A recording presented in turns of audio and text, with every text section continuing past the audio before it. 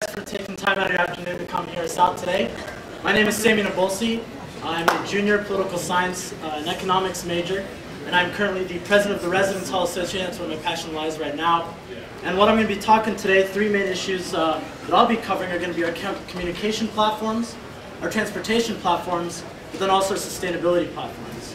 So first of all, something I'd like to address is the issue of communication. Now, the current ASUN administration has done a lot of great work this year, and all work that they ought to be credited with. But unfortunately, when you walk around campus, not everyone knows that Megan Collins is our president, that Amanda Crook is our external vice president, that Brian Coburn is our internal vice president.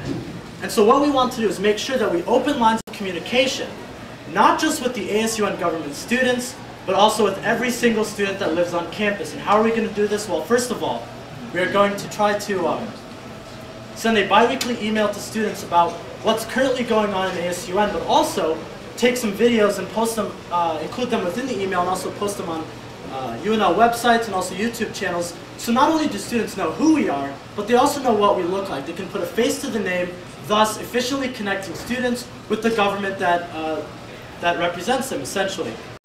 Secondly, another group within ASUN is called the Freshman Campus Leadership Associates, and that's a group that I had the pleasure of being on when I was a freshman.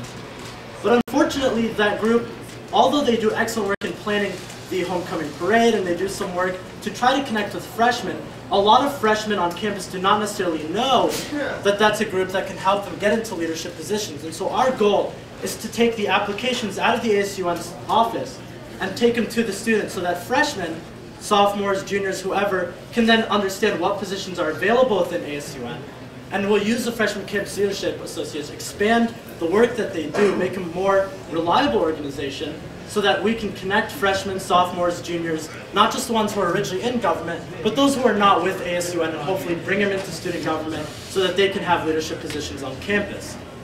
And next, a couple ideas that some of our senator candidates suggested was to set up suggestion boxes around campus, so that if students can't necessarily reach us personally or through email, they can certainly put suggestions, and we'll try to tend to those issues as soon as possible. The next thing I want to touch on is transportation, and specifically, I want to hit on the issue of 475 ride. This has been an issue that's really been confronting students for the last few years, and so it's something that obviously needs to be dealt with. So background information. 475 Ride, as most of you know, is a Safe Ride Home program that ASUN certainly offers right now out of your student fees. However, unfortunately, because it's become so expensive and overused, students are asked to pay into a system and then asked not to use it. And if students are going to be paying in, then why do we deny them a service and tell them, please don't use this, make this your last resort? That doesn't make much sense to me. Unfortunately, ASUN doesn't necessarily have too much of leeway to change that because within the city of Lincoln, we only have one cab service. And so we lose a lot of the negotiating and bargaining power that students have with that service. And so we can't really negotiate prices down. Secondly, we can't really tell students not to abuse the system. We can send them letters, but in the situation that you're going to be in and I guess the mentality that you're in when you need that service is not necessarily going to, a letter is not really going to hold much sway with you when you do need a safe ride home. And so what we're going to do is look for new, bold, and innovative ways to change 475 Ride. An issue, one way that we're looking at is to possibly make it a student-run service by having campus actually run it and privatizing it within UNL. What this does is it gives the students the bargaining power in this relationship. If it is student-led and student-run, then no longer will we have to negotiate with an outside service, give someone else negotiating power over the students, and we can do it ourselves. Now what we're going to try to do is create some type of collaboration between parking and transit services, but also the College of Business Administration. Something that I found at a lot of schools that, a lot of private universities that I meet with when I go to different conferences, is that they have student-run services, and what they do is the College of Business offers availability for students to run their own businesses on campus. Thus, not only are they learning how it's done, but they're getting the actual experience that they need to take to their postgraduate careers.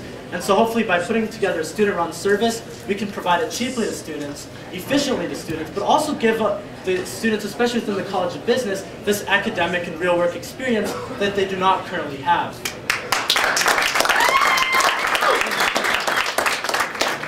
And the last issue I want to hit on is sustainability. This is an issue that's extremely important to me.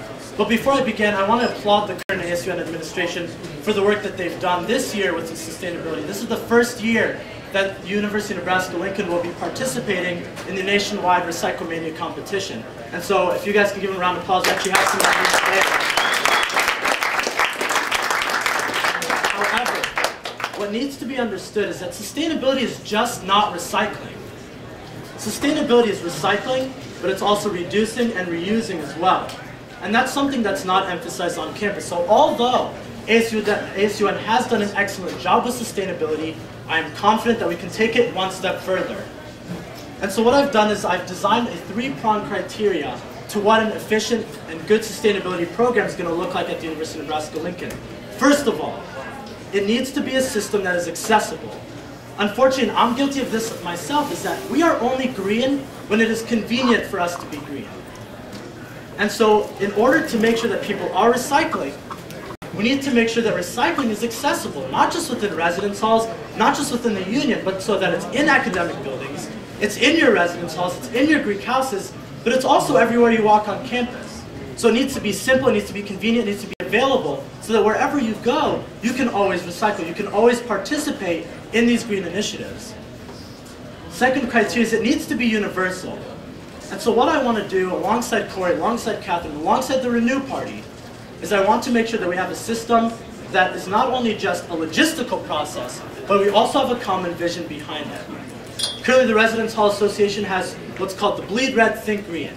And so I'd like to expand that to the rest of campus because as University of Nebraska students, we like to get behind visions. Whether it's homecoming, whether it's our Husker Pride, Bleed Red, those kind of things, whatever the activity is, we get behind it because we like the sense of community, we like the sense of school pride. And so by making it a universal program, by seeing that wherever you go, sustainability looks the same behind a common vision, then not only sustainability becomes something that we do, but it becomes something that we can believe in. And so by expanding this Bleed Red, Think Green across campus, every student will be excited about being green and be excited about not only being a green student, but hopefully one day after you graduate, being a green citizen of the United States as well.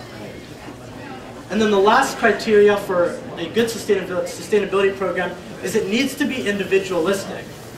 And what I mean by this is currently what ASUN students, we have Recyclemania, we've got these big pictures, we've got the sustainability inventory that they're working on. But what are they telling you that you can do by yourself within your own living space to be more green? That's not emphasized.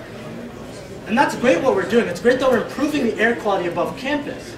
But when we all graduate, we all go to our own homes, we don't know how to be green per se, because we're not being educated on these matters. And so what we want to do is we want to emphasize an educational campaign where we're telling you what you can do in your own living room, in your own offices, in your own businesses when you get older. So what we'd like to tell you is unplug your charges, turn off your lights when you leave the room, take less showers, increase your thermostat by 1 degree in the winter.